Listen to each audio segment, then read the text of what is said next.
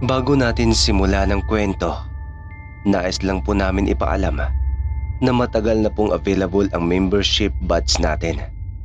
Sa mga gusto pong magpa-member dyan, baka naman para makatulong lumago pa ang ating channel. Huwag niyo rin po sanang kalimutan ang mag-like, share at comment. Sa mga bago po rito na hindi pa nakapag-subscribe, baka naman maraming salamat. At simulan na natin ang kwento.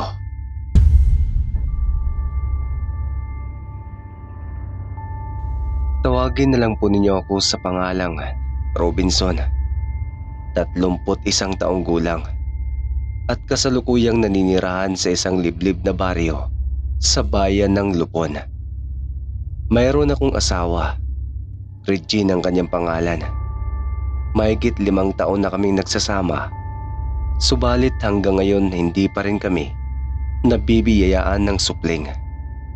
Sa katunayan, sabik na akong magkaroon ng anak. Bagamat sadyang mapagbiro talaga ang tadhana. Sa kadahilanang kung sino pa yung taong gustong magkaanak, hindi pinagbibigyan. Ngunit yung mga taong takot sa responsibilidad at ang tanging nais lamang sa buhay ay magpasarap, yun pa ang ipinagkalooban.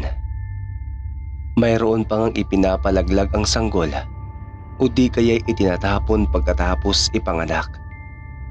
Kaya minsan mapapasabi ka na lang talaga na hindi patas ang mundo.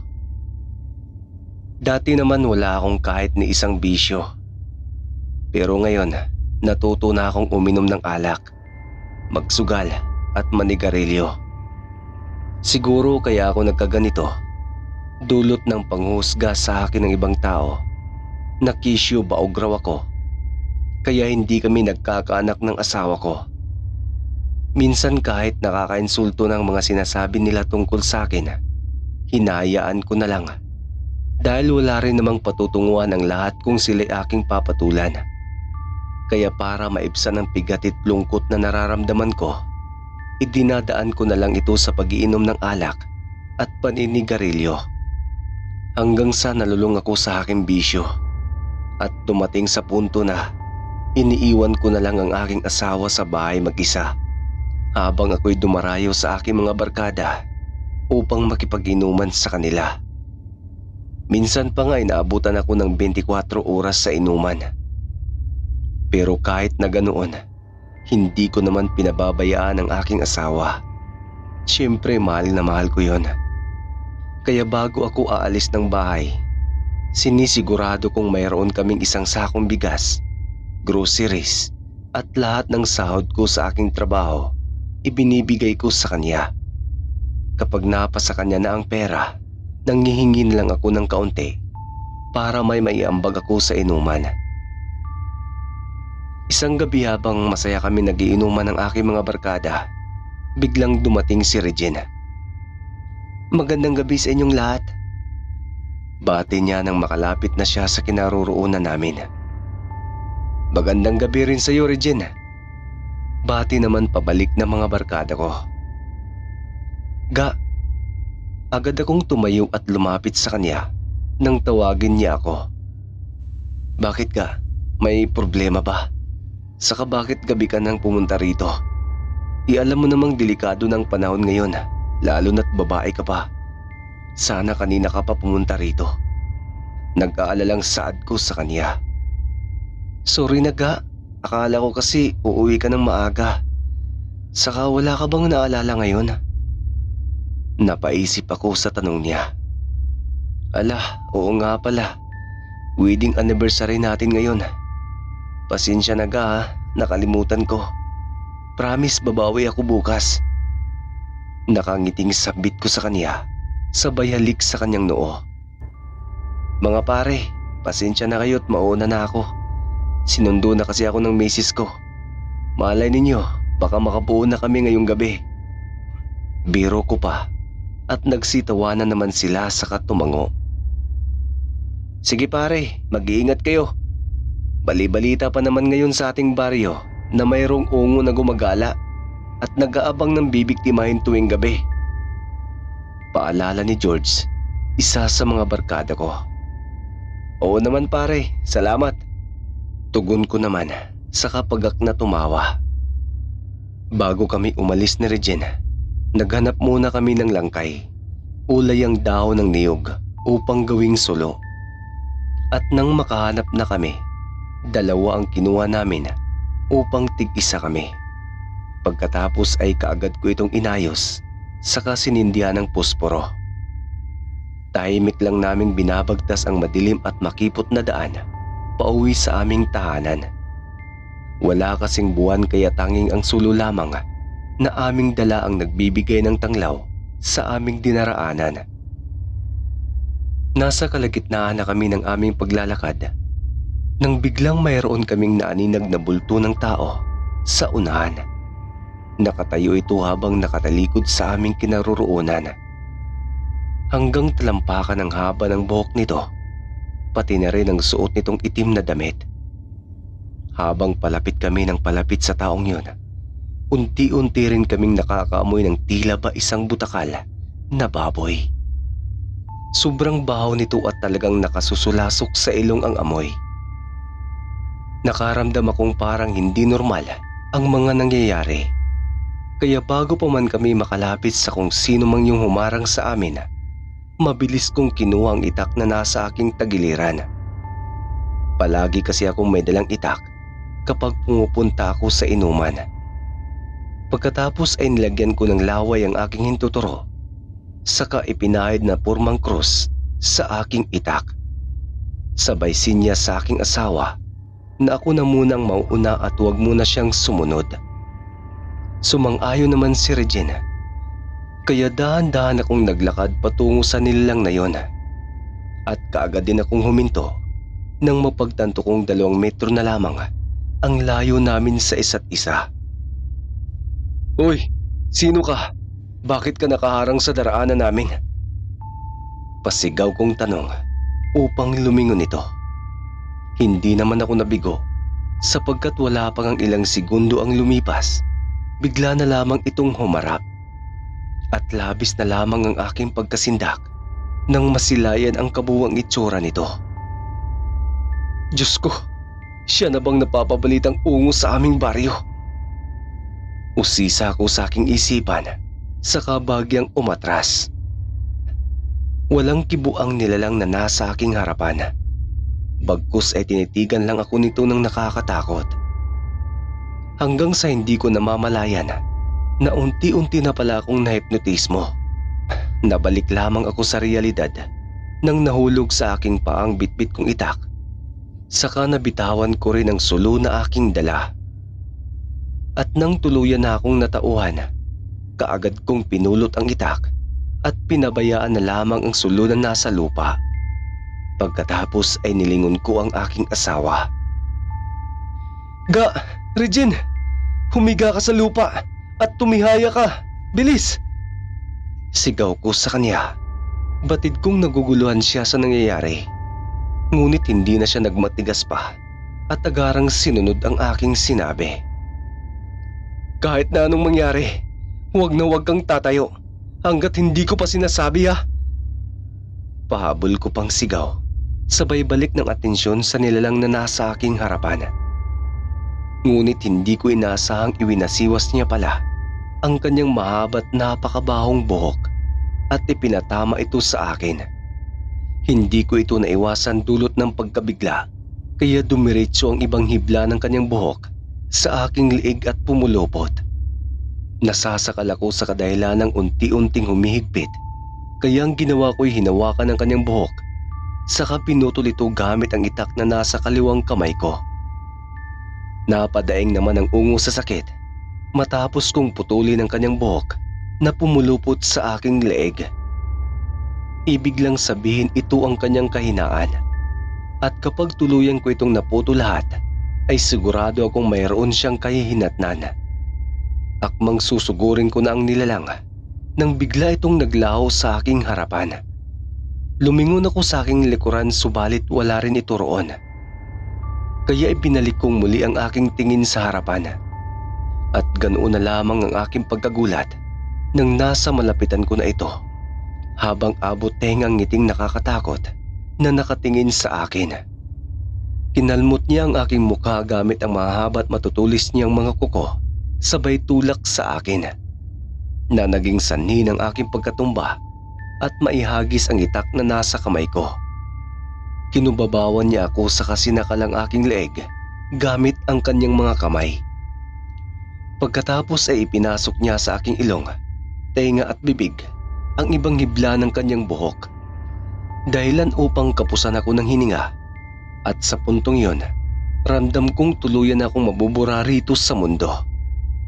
Kaya ipinikit ko na lamang ang aking mga mata at unti-unting tinatanggap ang katapusan ng buhay ko. Ngunit wala pang ang ilang segundo ang lumipas, buhat nang ipikit ko ang aking mga mata. Biglang sumigaw ang ungo na nakapatong sa akin at nabitawan nito ang aking leeg. Natanggal rin ang hibla ng mga buhok na pumasok sa aking tenga, ilong at bibig. Kaya ay minulat ko ang aking mga mata at habol-habol ang hiningang bumangon at napaupo sa lupa. Diyos ko, maraming salamat at hindi ninyo ko pinabayaan kahit na ang dami kong kasalanan sa inyo. Naiiyak na saad ko sa aking isipan at nang makabawi ng lakas ay dahan-dahan akong tumayo at dinampot ang sulo saka bumalik sa kinaroroonan ng asawa ko. Ngunit ganun na lamang ang aking pag-alala nang wala na siya sa kinaroroonan niya kanina. Ga, Regine, nasaan ka na? Pasigaw kong tawag sa kanya. Ngunit mas lalong nadagdagan ang aking pag-alala nang ilang minuto nang lumipas wala pa rin ito. Ga, nasaan ka na? Huwag mo naman akong pag-alalahanin ng ganito. Promise simula ngayon, hindi na ako iinom. Sinabi mo yan ha? Dinig kong busis na nagmumula sa aking likuran, dahilan upang gulat na gulat akong napalingon dito. Ga, tinakot mo naman ako eh. Saan ka ba galing? Di ba sabi ko huwag kang aalis dito? Sobrang nag-alala tuloy ako sa'yo. Nakita ko kasing nahihirapan ka na, kaya dahan-dahan akong lumapit sa kinaroroonan ninyo ng nilalang at kinuha ang itak na nabitawan mo kanina. Pagkatapos ay agad kong sinaksak sa likod ang ungo. Kaya napasigaw ito sa kaagarang tumakbo. At dahil hindi pa ako nakontento, hinabol ko ito hanggang sa makarating ako sa bahay niya. Paliwanag niya sa akin. Paano ka nakabalik dito kaagad kung nakarating ka sa bahay ng ungo na yun? Pag-uusisa ko sa kanya. Nasa malapit lang kasi ang bahay nito at bukas na bukas ng umaga, babalik tayo rito upang puksain ang nilalang na yun. Ganoon ba? Pero bakit wala akong narinig na mga yapak mo kanina? Hindi ko nga rin namalayan na nakalapit ka na pala sa akin. Saka paano natin pupuksain ang ungo na yun? Usisa ko pa ulit sa kanya. Basta wag nang maraming tanong. Malalaman mo rin naman bukas. Tara na't malalim na ang gabi. Malapit nang maupos ang sulo natin. Saka nagugutom na rin ako. Sambit niya saka nauna nang naglakad. Kaya pinagsawalang bahala ko na lamang ang lahat. Kahit palabis akong naguguluhan. Saka sumunod na lang sa kanya. Kinabukasan nga, 6:00 pa lang ng umaga ay naghahanda na kami ni Regine ng aming mga dadalhin katulad na lamang ng dahon ng papaya, dinikdik na bawang at asin. Tinutuon niya kasi ang kanyang sinabi na pupuntahan namin ang ungo na naghahasik ng lagim dito sa baryo namin. Papunta na kami sa bahay ng nilalang na yon at ilang minuto rin ang lumipas bago kami nakarating. Isang maliit na kubo na mayroong iba't ibang halaman ang kaagad na bumungad sa amin. Ga, ito na bang sinasabi mo? Tanong ko sabay hawak sa aking magkabilang braso. Bigla kasi akong nanlamig at unti-unting nagsisitayuan ang aking mga balahibo. Sariwa pa rin kasi sa aking isipan ang lahat ng nangyari ng gabing yon na buong akala ko'y katapusan ko na at hindi na ako sisikatan pa ng umaga. Ga, anong nangyari sa'yo? Sabi ko ibigay mo na sa akin ang dahon ng papaya. Napapitlag ako sa busis ng misis ko Sa kadali-daling ibinigay sa kanya ang 7 dahon ng papaya na hawak-hawak ko.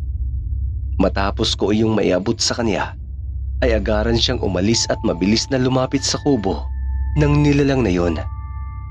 Tinawag ko pa nga siya ng isang beses sa kadahilanang natatakot akong may mangyaring masama sa kanya katulad ng nangyari sa akin kagabi. Ngunit hindi niya ako nilingon at nagpatuloy lang siya sa paglalakad hanggang sa makarating siya roon.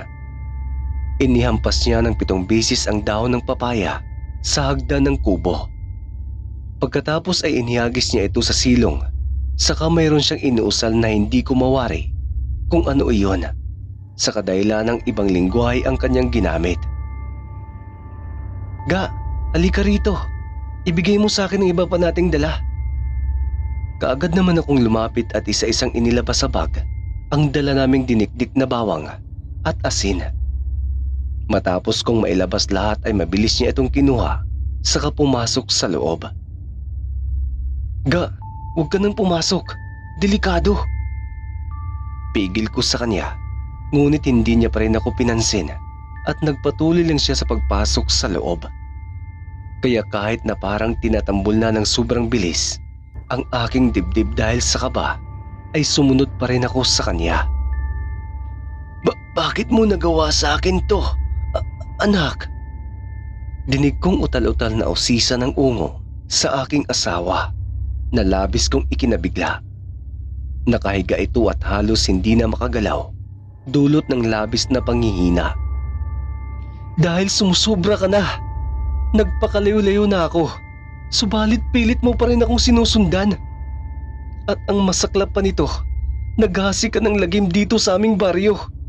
Magmula nang dumating ka rito, marami sa aking mga kababaryong nawala ng buhay at natatagpuan na lamang kinabukasan ng kanilang mga bangkay." Bulyaw ni Regine sa ungo. "Anak, patawad. Ang nais ko lamang ay makasama kang muli."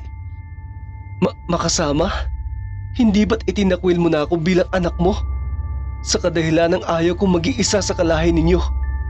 At hindi lang yun, pinaslang mo pa si ama, sapagkat tutol din siya sa binabalak mong ipasa sa akin ang iyong pagkaungo. Kaya sa tingin mo mapapatawad pa kita sa ginawa mo? Anak, patawarin mo na ako. Pinagsisihan ko na ang nagawa ko. Hindi, huli ng lahat para magsisi ka sa iyong mga kasalanan. Marami ka nang nabiktimang mga inosenteng tao.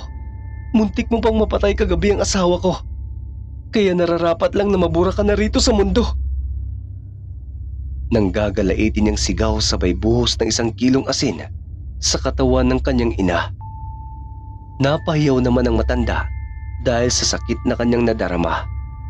At kahit hinang-hina na siya ay nagawa pa rin niyang iwasiwas ang kanyang 2 kamay at paa. Pagkatapos niyon ay pinalibot naman ni Regine ang dinikdik na bawang sa paligid ng higaan ng kanyang ina. Kaya walang nagawa ang matanda kundi ang sumigaw ng sumigaw habang umuusok ang kanyang balat at unti-unting nasusunog ang kanyang katawan.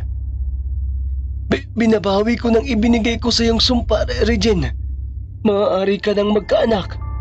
Ngunit sinisigurado kong magiging isang halimaw ang iyong anak upang mayroong magpapatuloy ng aking lahi. Huling katagang binitiwan ng ungo bago pa siya tuluyang maging abo at naglahong parang bula.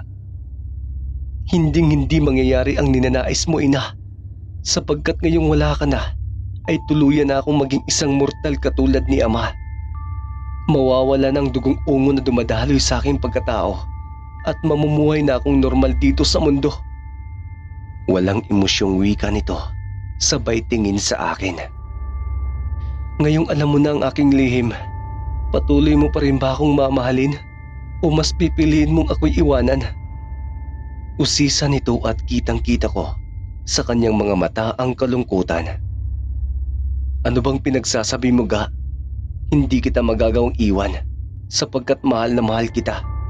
Kaya huwag ka na mag-iisip ng kung ano-ano dahil tanggap kita maging sino o ano ka man.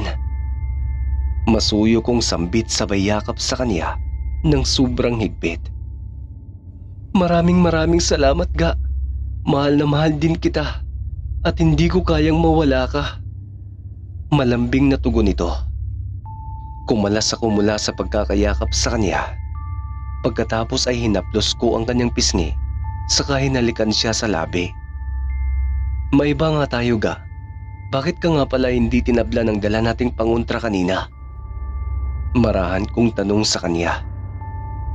Binigyan kasi ako ni ama ng isang mabisang kwintas upang hindi ako tatabla ng kahit ano pa mang pangontra ng mga tao laban sa aming mga ungo. Kaya nga nagawa kong ilihim sa iyo ang tunay kong pagkatao. Subalit hindi ko lang mawari kung saan niya ito nakuha. Gayong isa lang naman siyang mortal kagaya mo. Naguguluhan niyang paliwanag sa akin.